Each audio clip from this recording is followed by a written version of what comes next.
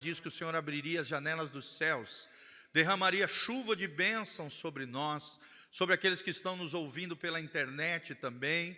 Ó Deus, aqueles que estão contribuindo de vários lugares, irmão, nós já recebemos, ó Deus, recursos até de fora do país, Pai. Nós temos visto a mão poderosa do Senhor agindo em favor desta obra. Ó Deus, nós temos procurado ser fiéis em tudo aquilo que o Senhor tem confiado nas nossas mãos, pregado o genuíno, autêntico, verdadeiro evangelho do Senhor Jesus. Que o Senhor nos abençoe, que o Senhor nos prospere, que o Senhor derrame ricas bênçãos sobre nós, de tal forma que haja abundância, bênção, prosperidade, unção, graça e glória da parte do Senhor. Que o Senhor nos abençoe, que o Senhor nos prospere, que o Senhor faça resplandecer o seu rosto sobre nós e nos encha com a tua paz. Ó Deus, que nunca falte mantimento na casa dos teus servos, nem na casa do Senhor, mas os nossos celeiros superabundem. Ó Deus, as nossas casas transbordem, o nosso vinho de lagar. Ó Deus, os nossos celeiros sejam abençoados, tudo que tocarmos sejam abençoado pelo Senhor, o Deus de Abraão, Isaque e Jacó. Abençoa o teu povo, prospera. Nós repreendemos todos os demônios que tentam tragar, que tentam embaraçar, atrapalhar, impedir a chegada de recursos, de bênçãos aos filhos de Deus. Ó Deus, vai caindo por terra essas ações malignas, que os teus anjos estejam amarrando, amordaçando, imobilizando, lançando por terra, caído por terra, derrotado, arrancado, em nome de Jesus. E apenas os teus anjos estejam trabalhando, trazendo negócios, serviços, clientes, bênçãos, o sobrenatural de Deus na área material, na vida de cada um dos nossos irmãos. É o que nós te pedimos de todo o coração, para o louvor e glória do teu nome, em nome de Jesus, amém e amém. Então você pode trazer aqui à frente, pode ir ali atrás, se quiser passar a maquininha, ou fazer o Pix, fica à vontade. A alegria está no coração de quem já conhece a Jesus. Verdadeira paz só tem aquele que já conhece a Jesus. O sentimento mais precioso que vem do nosso Senhor é o amor que só tem quem já conhece a Jesus. Aleluia, amém. Aleluia, amém. Glória a Deus. Deus abençoe. Pastor Rildão vai estar ministrando a palavra. Deus abençoe cada um de vocês. Amém? Glória a Deus. Quem está feliz com Jesus? Levanta as duas mãos para o céu e fala assim: Senhor, derrama da tua glória, da tua graça sobre o teu servo. Fala comigo: eu abro o meu coração para receber a boa semente da tua palavra. Se alguém precisa mudar, esse alguém sou eu. Por isso, Espírito Santo, faz a tua obra na minha vida e me abençoa através do teu servo, em nome de Jesus. Amém e amém. Amém, queridos? Deus abençoe vocês, em nome de Jesus. Tamo junto. Irmãos, amém, graça e paz, aleluia. Abra sua Bíblia, 2 Crônicas, capítulo 20, texto maravilhoso. Hoje eu quero pedir a Deus graça, misericórdia, para que a gente possa trazer uma palavra do céu para o seu coração. Que Deus possa me usar, abençoar a sua vida, aqueles que nos assistem, nos ouvem, aqueles que em algum momento vai parar para ouvir esta palavra. E eu quero dar como tema nesta manhã, diante de tudo que nós estamos vivendo, quando Deus transforma o medo em confiança. Fala assim: o meu Deus transforma o medo em confiança. Amém, amados? O medo, às vezes, ele apesar de ser algo que, às vezes, ninguém quer passar, ou seja, o medo, ele sempre traz para a gente aquele sentimento de derrota, né, de fracasso, eu sou fraco. Mas, na verdade, o medo também pode ser uma mola propulsora para a sua vida. O medo, em algum momento, a gente sentir medo, pode ser algo bom, pode produzir algo espetacular, tremendo. E Deus faz isso. Na minha vida, em todos os momentos que eu me vi acuado, eu me vi assim numa situação de desespero, de medo, né? Algo veio para me abater. Eu percebi que quando eu me coloquei diante de Deus, e eu coloquei essa situação que estava me amedrontando diante de Deus, Deus trouxe sobre a minha vida uma unção de coragem. Nós é que não temos a paciência, não é? Nós é que às vezes não sabemos nos posicionar. E é importante nós olharmos para a Escritura, olharmos para a palavra de Deus, como isso se revela na palavra de Deus. Isso se revela na vida de homens tremendo. Quando a gente olha, por exemplo, para a vida de Pedro, né? Pedro começa a sua vida muito mal, não é verdade? Seu discipulado ali com Jesus, ele nega e tal. E depois Pedro se torna uma ferramenta extraordinária na mão de Deus. Você vê que a vida de Pedro ela é crescente. E nem sempre na nossa vida a gente começa bem, nem sempre. Às vezes o início da nossa vida é um início de tropeço, é um início de altos e baixos. Mas vai chegar um momento que Deus, se você souber se posicionar em Deus, Deus vai transformar esses medos seus, essas inconstâncias na sua vida, em unção, em poder. E Deus vai transformar em confiança. Você vai se tornar uma pessoa forte, inabalável.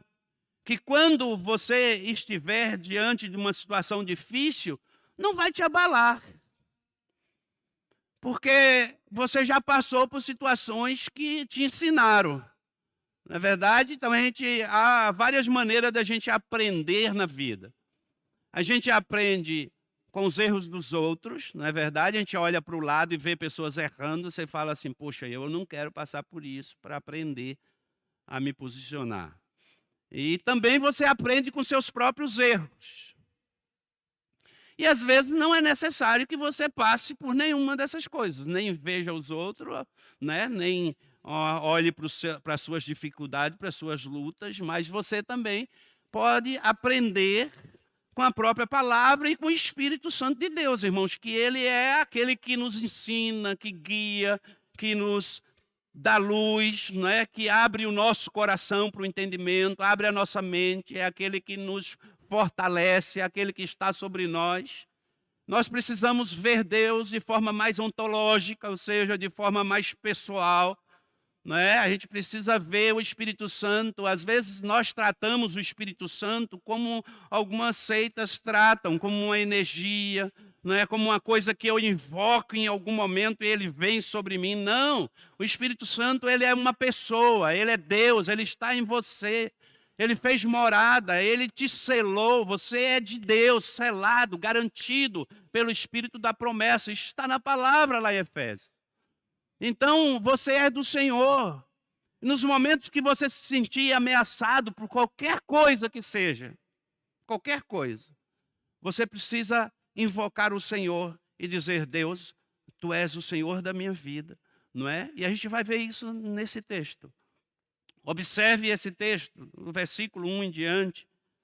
Josafá, ele é um rei extraordinário.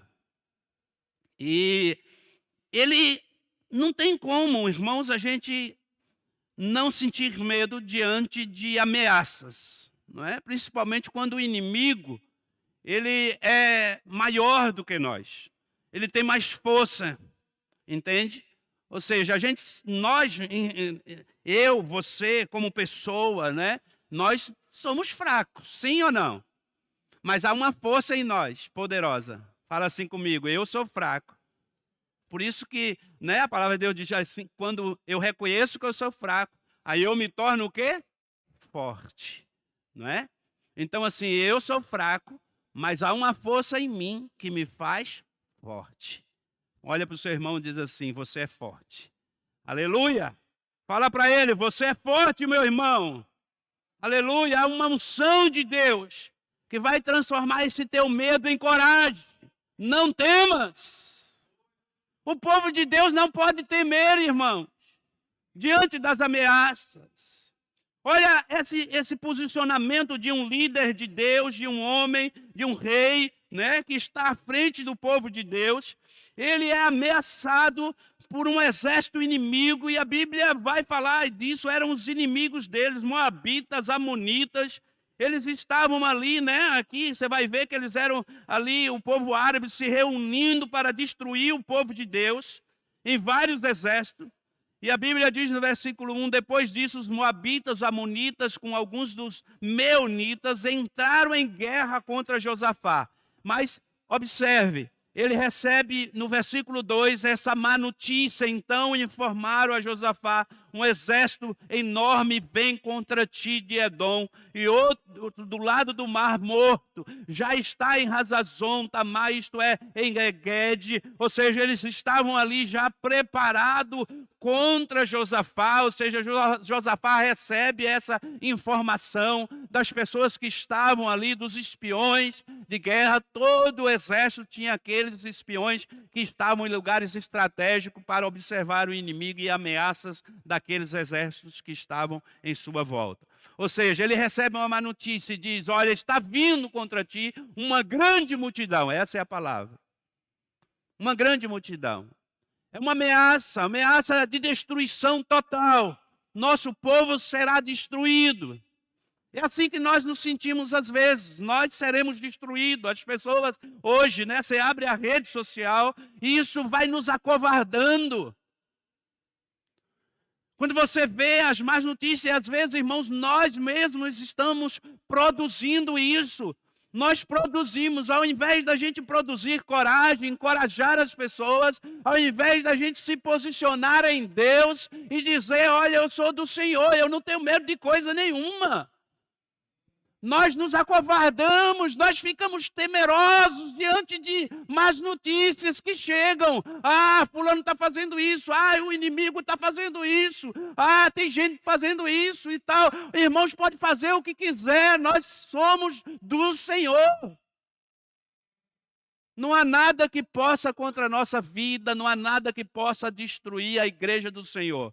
Irmãos, nós somos a oliveira de Deus. Olha, nós somos o povo escolhido de Deus. Ninguém, irmãos, na história, desde que o Senhor estabeleceu sua igreja, não é? Ninguém conseguiu destruir a igreja do Senhor em nenhum tempo.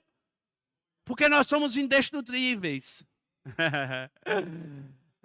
Entender isso que é o mais difícil, colocar isso em prática. Às vezes a gente até ouve, mas a gente precisa, no momento que a gente se sente ameaçado, mostrar quem nós somos, a nossa essência como igreja, como povo de Deus.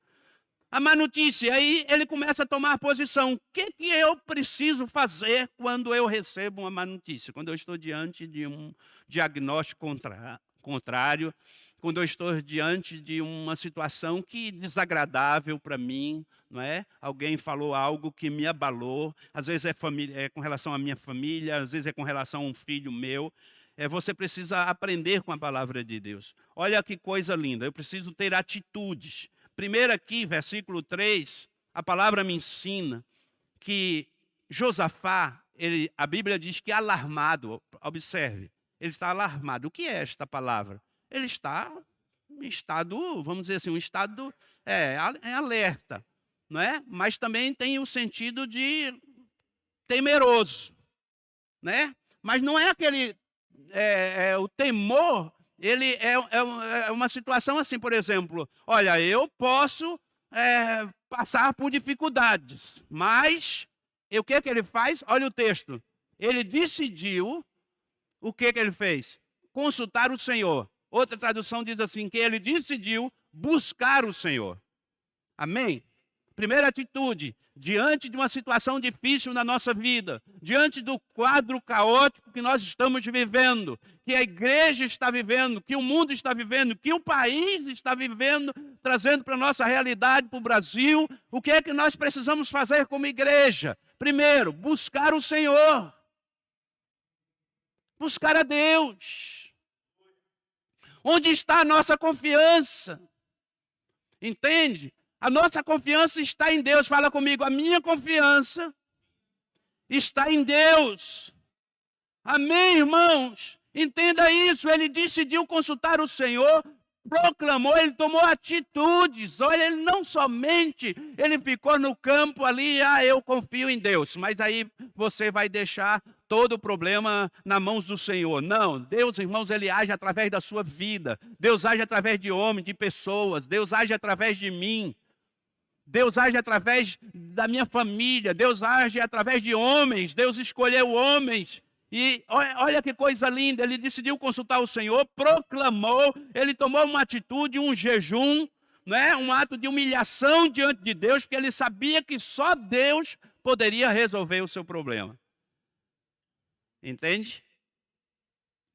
Quando a gente não tem condição, o inimigo às vezes é maior, né, mais forte, a gente sabe que só uma ação de Deus pode mudar o meu cativeiro. O que é que eu faço? Eu preciso tomar atitude. Primeiro, buscar a Deus, jejuar, orar. E aí a Bíblia vai falar sobre isso, né? Ele jejuou, orou, ele chamou todo o reino de Judá, reuniu-se, pois, o povo. Não é? Ele reuniu o povo, ou seja, eu não posso ficar sozinho. Aqui tem uma lição linda, ou seja, nós não vencemos as nossas guerras sozinhos.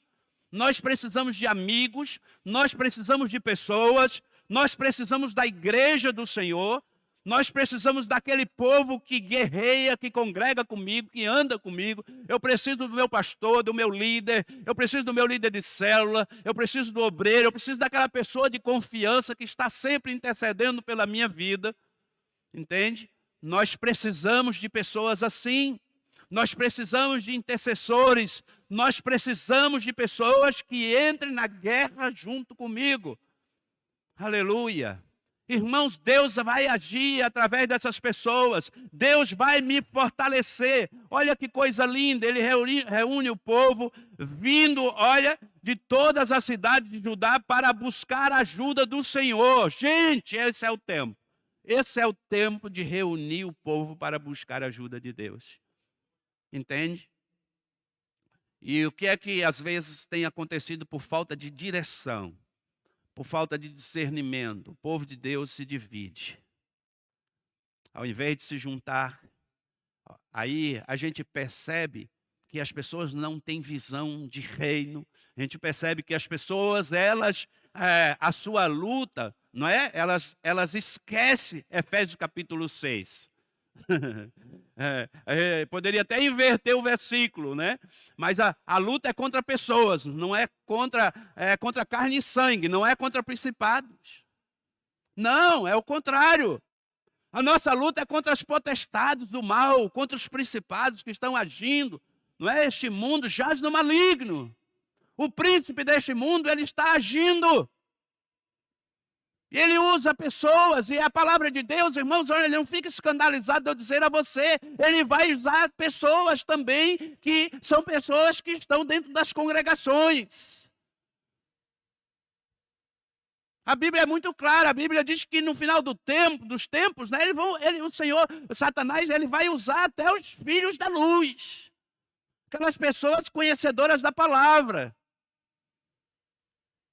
Mas elas serão enganadas.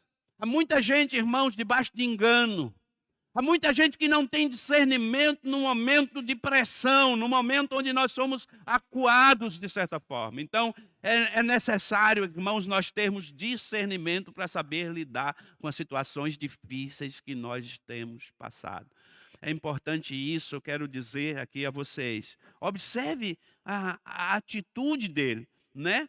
Ele reúne vai buscar a Deus, versículo 5, Josafá levantou-se na Assembleia de Judá e de Jerusalém. Observe que há uma transformação, né? Ele está buscando essa transformação, Deus está agindo na vida dele, na vida das pessoas. Deus está transformando todo aquele medo através de pessoas, de atitude, de ações em coragem.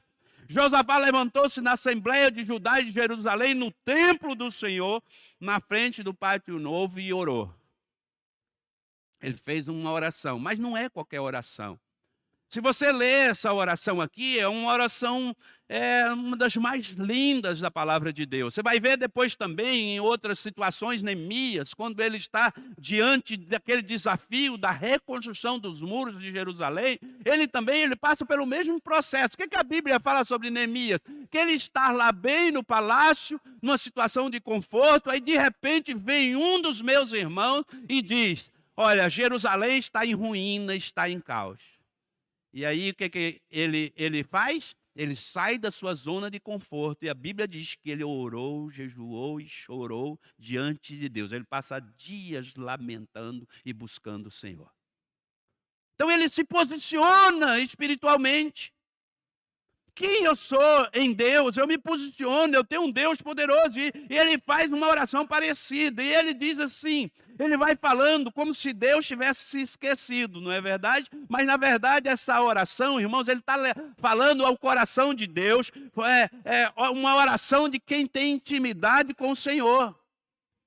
É uma oração de quem está sofrendo e diz: Deus, olha, Tu és a minha força, Tu és a minha confiança. A Tua palavra traz essa afirmação que Tu és o meu refúgio, a minha fortaleza, o meu socorro bem presente na hora da angústia. E eu declaro que Tu és o meu socorro, que em Ti está toda a minha confiança. A minha confiança não está nos homens, meu Pai. A minha confiança está no Senhor que fez o céu e a terra. Aleluia, oh glória. Irmãos, levante a sua voz, erga a sua voz aos céus que Deus ouve. Ele diz: Senhor Deus dos nossos antepassados, não és Tu Deus que está nos céus? Ele está fazendo uma pergunta para o próprio Deus. Ele está dizendo: não és Tu que é o Deus Todo-Poderoso, que tem poder para abrir o mar vermelho e fazer Teu povo passar a pés enxutos? Não és Tu esse Deus? Em outras palavras, ele está dizendo assim: papai, olha o que está diante de mim. Eu serei esmagado. Mas Deus, os meus pais contam a Tua história dos Teus feitos e são maravilhosos os Teus feitos. Por isso eu não temerei. Aí ele começa a dizer: Tu dominas sobre todos os reinos do mundo. Quem é que domina, irmãos? Olha, deixa eu dizer uma coisa para você. Até para o diabo agir, é Deus que está permitindo. Presta atenção, irmãos, a vitória já nos foi dada através de Jesus Cristo, nosso Senhor. Aleluia! Ele já deixou o inferno e tomou as chaves da mão do diabo. O diabo não tem a chave nem sequer do inferno. Tudo está nas mãos de Deus. Há poder na mão do nosso Deus, irmãos. Deus pode todas as coisas. Por mais que você esteja enxergando com os teus olhos um caos diante de você anunciado pelas mídias, eu quero te dizer, há um Deus que pode transformar o teu caos. É assim que eu devo me posicionar. Aleluia. Na palavra, naquilo que eu conheço de Deus. Não é no jornal tal, no jornal aqui, no jornal aqui. Irmãos, há mídias que influenciam as pessoas. Eu tenho observado isso, eu estava assim observando algumas coisas, né? Como que a mídia, ela é tendenciosa, ela é mentirosa. Essa semana houve tantas mentiras né? Então a gente vê, é só você observar um, observar outro, observar aquelas pessoas que não têm vínculo, que não têm interesse, as notícias que surgem, pode ser algo falso. Então a gente às vezes vai multiplicando essas coisas nas nossas redes sociais. Nós temos que ter cuidado, nós temos que orar a Deus para termos discernimento. Aí a Bíblia diz: força e poder estão em tuas mãos, ninguém pode opor-se a ti. Olha que oração. Não és tu, nosso Deus, que expulsaste os habitantes desta terra perante Israel, o teu povo, e a deste para sempre aos descendentes do teu inimigo, do teu amigo Abraão? Eles têm habitado e nela construíram um santuário em honra ao teu nome, dizendo: se alguma desgraça nos atingir, seja contigo da espada, seja a peste, seja a fome, nós nos colocaremos em tua presença diante deste templo, pois ele leva o teu nome, e clamaremos a ti em nossa angústia, e tu nos ouvirás e nos salvará. Aleluia! Glória a Deus, irmãos! Presta atenção nessa oração de posicionamento. Senhor, olha, a situação está difícil diante de mim, mas, Senhor, Tu és o Senhor de todas as coisas.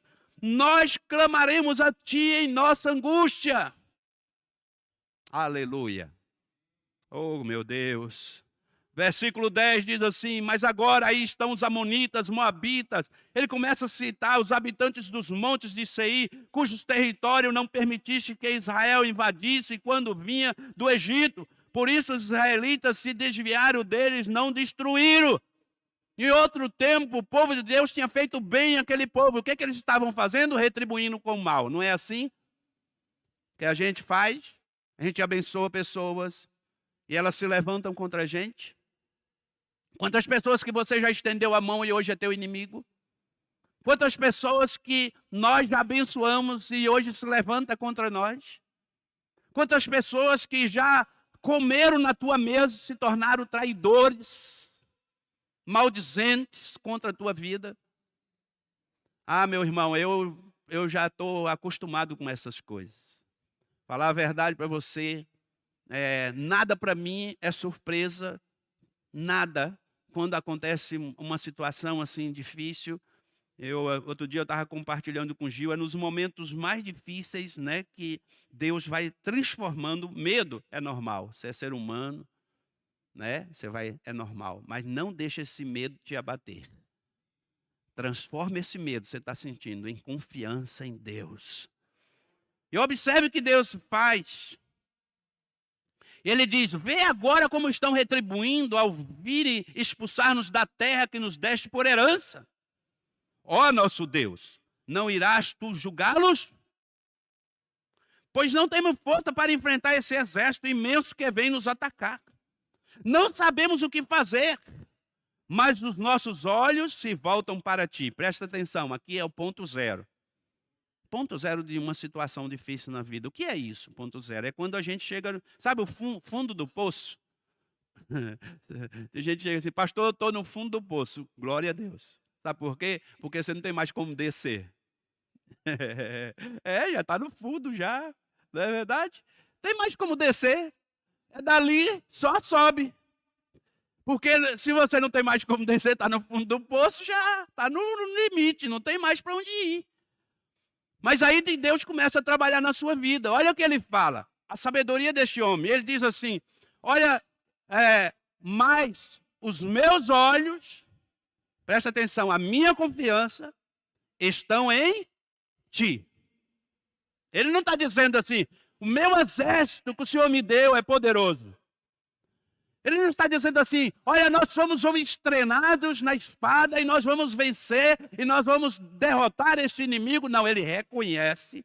Ele diz assim: olha, eu reconheço que sou fraco, eu reconheço que eu não tenho força nenhuma, que eu não tenho capacidade nenhuma de vencer, mas os meus olhos, a minha fé, a minha confiança está posta em ti, irmãos. Aí Deus começa a se mover, porque, irmãos, Deus não aguenta ver um crente, um servo de Deus, irmãos, quando ele está ali naquela situação de lamento, de dor, e ele coloca toda a sua vida no altar do Senhor, ele se se derrama diante de Deus, ele reconhece a sua miséria, né? Ele reconhece que somente Deus reina sobre a vida dele, que tudo vem do Senhor, que a força vem do Senhor, que a capacidade vem do Senhor, que a unção, que é a capacitação de Deus é do Senhor e de mais ninguém, apenas.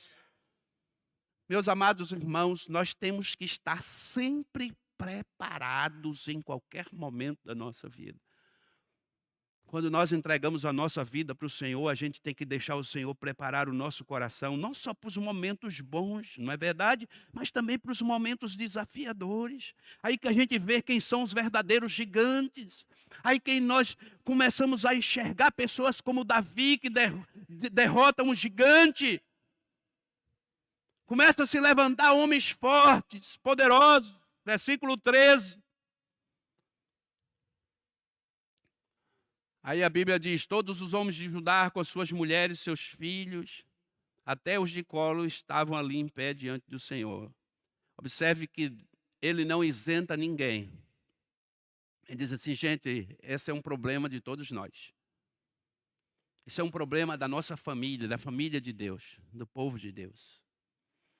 Isso é um problema de todos nós. Todos sofrerão. Às vezes eu digo assim: eu não vou para essa guerra.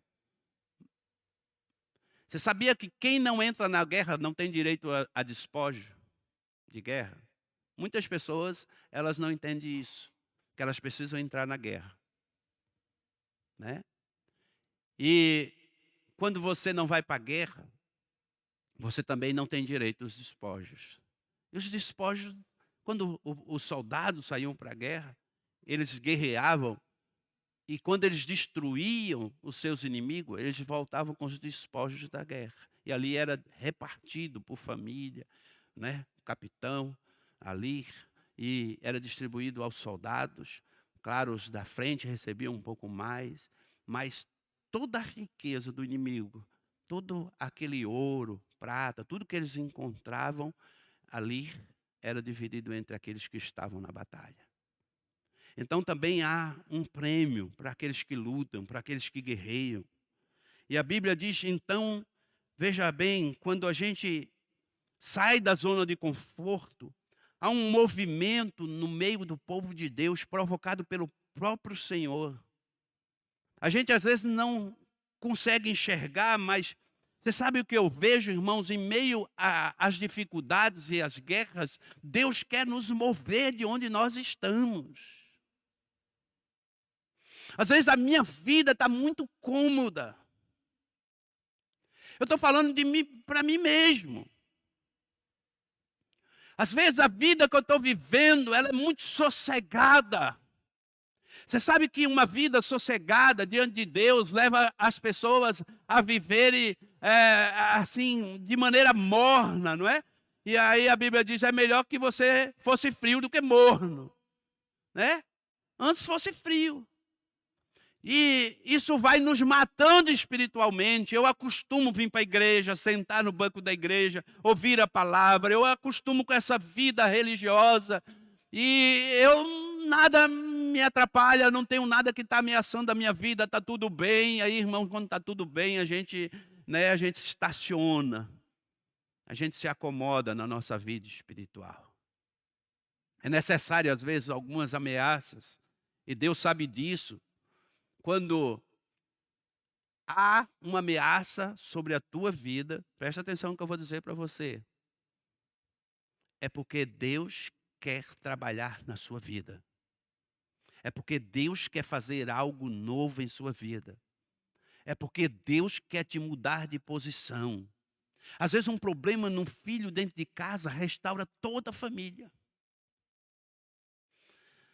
Às vezes um filho que da noite para o dia muda de comportamento, faz você enxergar problemas seus que você jamais enxergaria. Como pai, como mãe. Às vezes um problema na igreja faz os pastores também mudarem de posição. Eu preciso fazer algo, porque eu preciso resolver isso. Então aí eu Saio daquela posição cômoda que eu estou, não é verdade? Como é bom, irmãos, quando a igreja está cheia, isso é muito bom, mas também leva a gente a se acomodar. Poxa, já estou com a igreja cheia, não é verdade? E aí, não, sai uma pessoa e você fica pensando assim, pô, você perde uma família. E aí, irmão, Jorge, presta atenção, quem não ama, quem é mercenário, e aí João vai falar lá, não é? É importante isso, né? A gente usa, e você pode usar esse texto, João 10:10 fala sobre o ladrão, mas ali está falando do salteador e a Bíblia está falando de pastor. A gente fala assim, o ladrão, né? Veio para matar, roubar, destruir, mas percebe que o contexto é do pastor, do mercenário, daquele que rouba o leite das ovelhas, daquele que só pensa em si. Irmãos, há tantos impérios aí, será que Deus não está tentando, ou Deus não está permitindo, a mão dele não está pesando sobre alguns impérios que estão construídos, onde o povo somente dá, onde a ovelha só é sugada? Não há cuidado, não há pastoreio. Meus queridos, amados irmãos, minha visão de ministério é essa. Pastor tem que cheirar a ovelha, a igreja é uma igreja de comunidade, é uma igreja de relacionamento, é tudo isso que nós estamos buscando e construindo aqui como igreja. Todas as vezes, irmãos, que eu olho para a palavra de Deus, o que tem me atraído e tem me deixado muito feliz aqui, é quando nós sentamos para conversar a respeito da igreja. Por exemplo, os nossos posicionamentos, quais são? Eles precisam vir de onde? Da palavra de Deus. Esses posicionamentos não vêm de pessoas. A palavra de Deus é minha regra de fé e prática. A palavra de Deus é a bússola para a minha vida. Então, as minhas ovelhas, elas precisam serem cuidadas. Deus tem abençoado. A gente ouve aqui o relatório do pastor sempre falando sobre isso. Isso deve alegrar o seu coração. Sabe por quê? Porque nós temos pensado em você. Nós temos aqui orado por você. Nós temos batalhado por você. As pessoas talvez não sabem, mas talvez a sua vida, você tenha tido vitória em algumas áreas da sua vida porque tem alguém orando por você. Deus sempre vai agir no seio da sua congregação, quando Deus tem acesso a essa congregação, irmãos. Falar de Deus não quer dizer que Deus está presente. Senão, a Bíblia, Jesus não ia falar, né? Muitos expulsaram demônios, falaram em línguas, tiveram dons, pregaram a palavra. E o que ele vai dizer a esses homens? Aparta-te de mim, porque eu não vos conheço. Entende? Então, a verdadeira igreja do Senhor, ela olha para cima, ela olha para o lado. Ela olha para Deus, ela olha para o irmão. Para a necessidade do meu irmão, para a necessidade dos meus líderes, para a necessidade das pessoas que estão aqui. Todos aqui são importantes, todos aqui têm a sua importância. Nesse lugar, irmãos, nós precisamos nos esforçar para fazer isso cada vez mais. Ninguém pode ser, presta atenção, ninguém pode ser mais importante do que ninguém. Só um deve receber louvor e adoração neste lugar, Jesus Cristo de Nazaré, o nosso Jesus. Respeito, sim, deve haver entre nós sempre, posições, né, de liderança. Vocês sabem e conhecem a palavra. Então a gente precisa praticar isso, a gente precisa amar o nosso irmão, respeitar o nosso irmão, respeitar as pessoas na igreja. Na verdade, as pessoas não são objeto de manipulação. Eu acho que vocês estão entendendo, né? A igreja não é objeto de manipulação de ninguém. Quem faz isso está errado, irmão. Vai prestar conta para Deus. Vocês têm toda a liberdade, como cidadão, como cidadã, de agir, de tomar decisões, mas observe que aqui, olha, na congregação Deus dá discernimento. Fala comigo, na congregação Deus dá discernimento. Através de quem? De alguém. Deus vai usar o seu líder, principalmente o seu líder. Observe que esse texto aqui, ele vai revelar uma coisa. Em versículo 14, olha. Então, observe. Então, o Espírito do Senhor, quem? O Espírito do Senhor. O Espírito de Deus. A Bíblia diz, veio sobre Jaziel. E aí, irmãos, observe que a Bíblia, é interessante que todas as vezes a Bíblia fala de alguém, quando alguém tem uma importância espiritual, ele vai dar a sua linhagem. Ele dá a linhagem. Porque não é sobre a vida de qualquer um. E aqui no Velho Testamento, não era a todos. Mas aqui o Espírito, Deus dava a pessoas que ele determinava. Tá? O Espírito não habitava ainda. Fala comigo, o Espírito ainda não habitava. Ele só vinha, olha, por ordem de Deus, para uma missão, para entregar uma palavra sobre os profetas, sobre reis, sobre aquele que Deus escolhesse. Mas Deus escolhe aí, a Bíblia diz, então o Espírito do Senhor veio sobre Jaziel, filho de Zacarias, neto de Benaía, bisneto de Giel e trineto de Matanias, levita e descendente de Asaf no meio da assembleia. Oh, coisa linda, olha que coisa linda. Amados irmãos, um descendente de Asaf estava ali, um levita, um homem de Deus. E sabe o que aconteceu? O Espírito do Senhor repousa sobre ele. E eles estavam precisando, porque eles tinham orado. Eles tinham dito assim, Josafá estava dizendo, não és tu Deus de Abraão? Aí Deus, olha, eu estou todo arrepiado, irmão. Aí Deus se revela assim. Pá. Deus vai lá e quebra tudo. Deus vai lá e levanta o homem para falar que eu estou aqui. Eu continuo o mesmo. Eu não mudo, irmãos. Tudo está nas minhas mãos. Assim diz o Senhor. Ele se levanta através de um homem de Deus, de um profeta.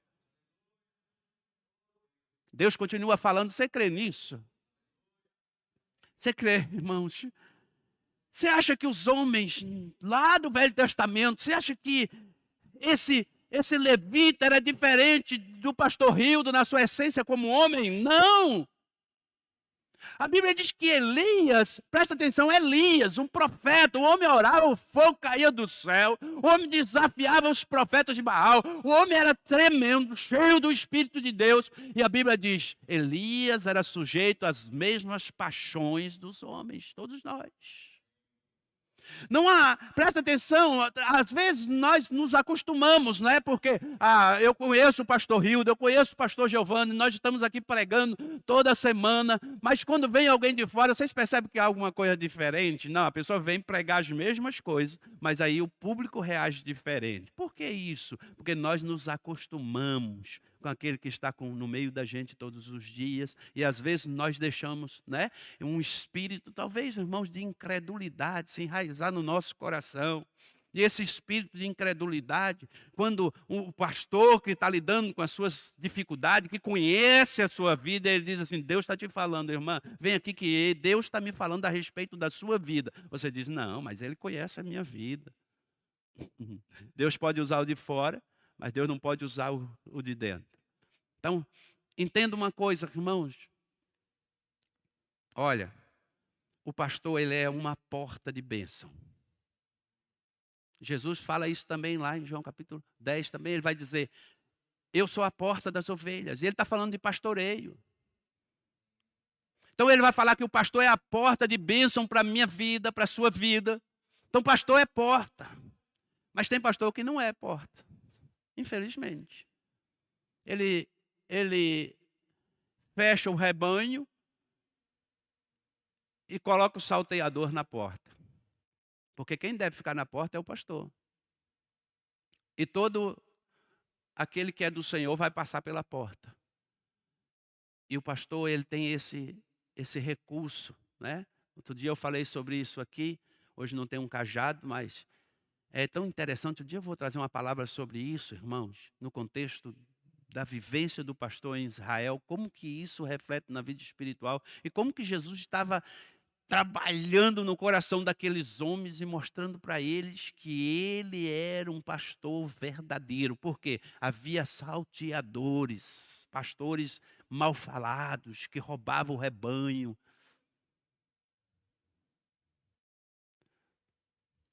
Mas Jesus está afirmando, eu sou a porta.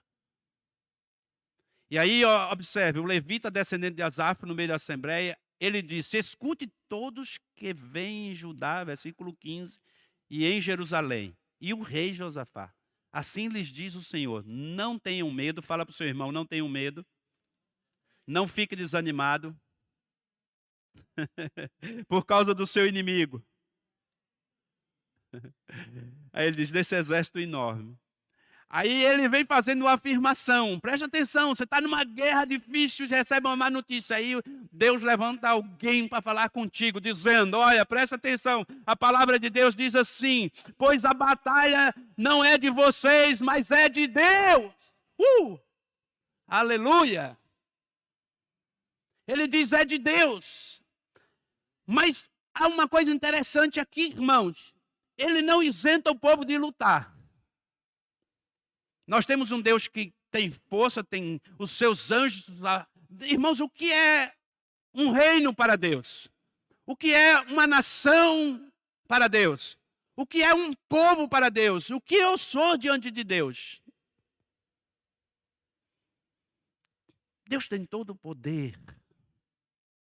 Nada pode. Deus não tem inimigo, irmãos.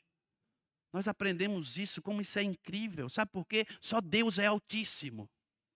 Quando Deus não tem inimigo, sabe o que quer dizer isso? Que ninguém está em pé de igualdade com Ele. Ou seja, Ele não tem inimigo porque não existe ninguém à sua altura. Aleluia! Oh, glória! Irmãos, isso me alegra. Alegra o meu coração como filho de Deus, como servo de Deus, porque o medo vai se transformando em unção de coragem. Aí eu começo a pular, eu começo a glorificar. E sabe onde acontece esse mover? Quando eu estou reunido, às vezes é na minha casa orando com a minha família, às vezes é com alguém, né, um irmão que vai lá orar, que vai ter esse momento comigo de oração no meio da guerra e também no meio da congregação. Deus sempre vai levantar alguém com uma palavra profética para atingir o meu coração, para me tirar do lugar onde eu estou acuado pelo medo, e Deus vem com uma unção de coragem para colocar sobre a sua cabeça, para te levantar, para você bradar em vitória e dizer, essa luta não é minha, mas é de Deus, está nas tuas mãos. Mas Deus não isenta você de orar, de buscar, e Deus diz assim, vá, reúna o povo, tome as posições, permaneçam firmes. Versículo 17, e vejam o livramento que eu vou dar a vocês. E calabaixo, oriandalabas. Vejam o livramento que eu vou dar a vocês. Irmãos, isso foi tão forte que Josafá, o que aconteceu? Versículo 18, ele prostrou-se, o rosto em terra, colocou a cara no pó, literalmente. E todo o povo de Judá e de Jerusalém prostrou-se em adoração perante o Senhor. Eles começaram a louvar, a adorar. Irmãos, se nós estamos em guerra, onde estão o povo? Não é verdade? As igrejas deveriam estar todas lotadas. Se a igreja está sendo tão ameaçada assim, onde nós estamos? Nós estamos aonde? Talvez nós estamos nos posicionando numa trincheira errada. Sim ou não? Ei, Deus. Sabe por quê? Por falta de voz profética. Líderes carnais. E eu não tenho assim, nenhum receio de falar isso, irmãos. Que não tem discernimento para saber direcionar o seu povo num momento difícil. Onde nós, irmãos, onde nós nos posicionamos? Na trincheira, na adoração, louvando ao Senhor, chorando. Aí a Bíblia diz, versículo 20, de madrugada partiram para o deserto de Tecoa. Quando estavam saindo, Josafá lhe disse, escutem-me, Judá e povo de Jerusalém. Tenham fé no Senhor e no seu Deus e vocês serão sustentados. Tenha fé nos profetas do Senhor e terão a vitória. Depois de consultar o povo, Josafá nomeou alguns homens para cantarem ao Senhor e o louvarem pelo esplendor de sua santidade, indo à frente do exército cantando: dei graças ao Senhor, pois o seu amor dura para sempre. Dei graças ao Senhor, porque o seu amor dura para sempre. Dei graças ao Senhor, porque o seu amor dura para sempre. Aleluia. Oh, glória. Aleluia. Oh, glória, aleluia.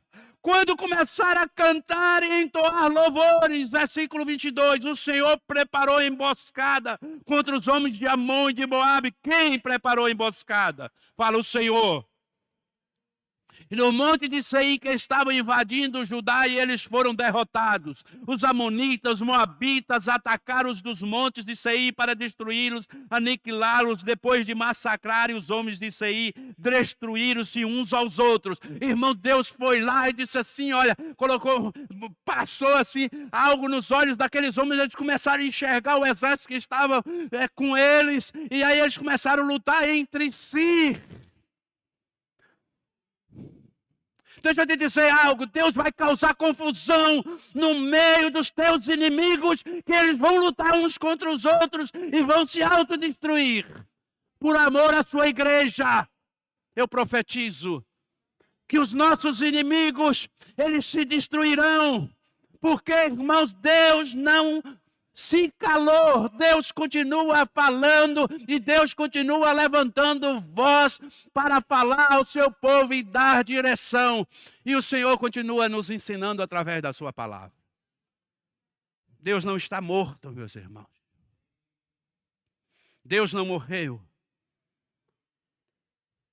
Deus não nos abandonou, quero te dizer. Deus não abandonou a sua igreja. As meninas dos olhos de Deus. Quando os homens de Judá foram para o lugar de onde se avista o deserto, versículo 24, e olharam para o imenso exército, viram somente cadáveres no chão. Ninguém havia escapado. Fala comigo, ninguém havia escapado. Aleluia! Versículo 25, então Josafá e seus soldados foram saquear os cadáveres e encontraram entre eles grande quantidade de equipamentos e roupas, e também objetos de valor. Passaram 3 dias saqueando, mas havia mais do que eram capazes de levar. Aleluia! Oh, glória a Deus! Aleluia, meus irmãos! Oh, glória! Meu irmão, no meio da guerra, há luta, há medo, mas Deus transforma em unção de coragem e Deus ainda nos dá presente, Deus ainda nos abençoa, Deus vai te galardoar, Deus vai entregar para você despojo. Eu quero dizer para você, Deus tem bênção para a tua vida. Versículo 27, depois, sobre a liderança de Josafá, todos os homens de Judá e de Jerusalém voltaram, o quê? Tristes? Chorando, alegres para Jerusalém, pois o Senhor enchera de alegria, dando-lhes vitória sobre os seus inimigos. Entraram em Jerusalém, foram ao templo do Senhor, ao som de liras, harpas e cornetas. E o temor de Deus veio sobre todas as nações, quando souberam como o Senhor havia lutado contra os inimigos de Israel. E o reino de Josafá manteve-se em paz. Fala em paz. Pois o seu Deus lhe concedeu paz em todas as suas fronteiras. Deixa eu te dizer, fronteiras, irmãos, são lugares de segurança onde Deus delimitava, ali o seu reinado para o seu povo. E a Bíblia diz que durante aquele lugar, aquele território, Deus tinha estabelecido a sua paz em todos os cantos do seu território, de Jerusalém, dos seus lugares, onde Deus havia estabelecido para o seu povo. Irmãos, Deus tem um tempo de paz para derramar sobre nós, para nos dar a você como servo do Senhor Jesus Cristo na sua vida. Não sei qual é a tua guerra, meu irmão, mas entenda uma coisa. Essa guerra, às vezes você está lutando. Você pode estar lutando sozinho. Você pode estar lutando sem direção e pode estar sem forças. Porque talvez você precisa buscar direção, você precisa buscar ajuda e você precisa deixar Deus transformar